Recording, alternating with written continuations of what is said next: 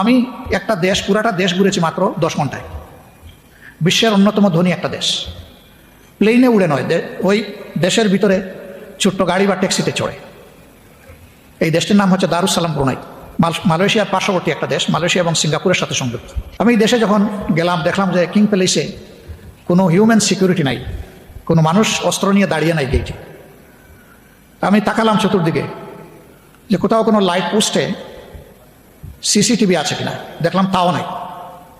আমাদের গাইড যিনি, তিনি ওই দেশের ন্যাশনাল হসপিটাল যেটা, সেখানে একজন ইএনটি স্পেশালিস্ট হিসাবে তিনি সিনিয়র কনসালটেন্ট কাজ করেন, বাড়ি তার সিরাজগঞ্জ।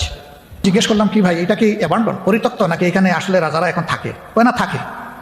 রাজা থাকে, কোনো সিকিউরিটি নাই, কোনো সিসিটিভিও দেখি না, এদের কোনো সিকিউরিটি নিরাপত্তা ব্যবস্থা প্রয়োজন হয় না। ওই জবাব আপনিই পাবেন, আমার উত্তর দিতে হবে না, আরও কিছু দেখলে আপনি পেয়ে যাবেন। একটা একটা করে উনি টুরিস্ট স্পটে নিলেন, 7 স্টার হোটেলে নিলেন, ওনাদের সবচেয়ে বড় চেইন শপ যেটা, সেইটাতে নিয়ে গেলেন, গাড়ির ফ্যাক্টরিতে নিয়ে গেলেন, ওয়াটার ভিলেজে নিয়ে গেলেন, একটা ইউনিভার্সিটিতেও নিয়ে গেলেন, আর মেডিকেল কলেজেও নিয়ে গেলেন।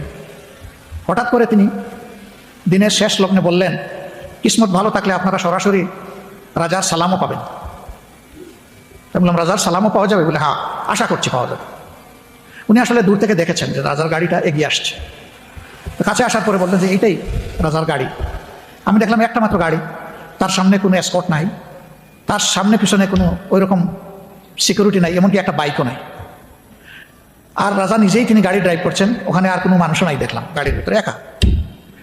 তিনি সবাইকে, শুধু আমাদেরকে না, সবাইকে সালাম দিয়ে দিয়েই তার গাড়ি ড্রাইভ চলছে।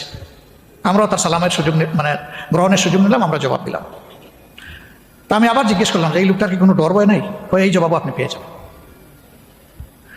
সব কিছু দেখে রাতের বেলা যখন খেতে বসেছি, তখন দেখি যে হাইলি ডিসিপ্লিন একটা রেস্টুরেন্ট, সেখানে বিভিন্ন ধর্মের বর্ণের লোকেরা সেখানে কাজ করছে। খাওয়া দাওয়া শেষে আমরা বের হয়ে যখন এয়ারপোর্টে ঢুকবো, তখন তিনি আমাকে একটা প্রশ্ন করলেন যে আপনি তো ছোট্ট একটি দেশ ঘুরালেন, কোথাও কি আপনি ট্রেন লক্ষ্য করেছেন বা ট্রেন লাইন? না তো। কোনো বাস না, কোনো ট্রাম না, কোনো পাবলিক সার্ভিস ট্রান্সপোর্ট না। বললো, আপনার মনেই প্রশ্ন আসে নাই যে এই দেশের মানুষগুলো চলে কেমনে? আপনি কি ফুটপাতে বিরাট সংখ্যক মানুষের জ্যাম দেখেছেন? না। আমি জিজ্ঞেস করলাম যে এই দেশের পপুলেশন কত? বললো, তা খুব ছোট, তাদের নিজস্ব ম্যান পাওয়ার হচ্ছে 2.5 লাখ, আর এখানে সার্ভিং ফরেনার্স হচ্ছে আরও 3.5 লাখ। এই সব মিলিয়ে 6 লাখ মানুষের এই দেশ। বললাম, এই জন্য কি রাস্তায় মানুষ হাঁটে না? হয় না। বললাম, তাহলে কি? বলে যে এখানে every grown up individual has its own car or taxi, no matter he is a foreigner, no matter he is a labor, no matter he is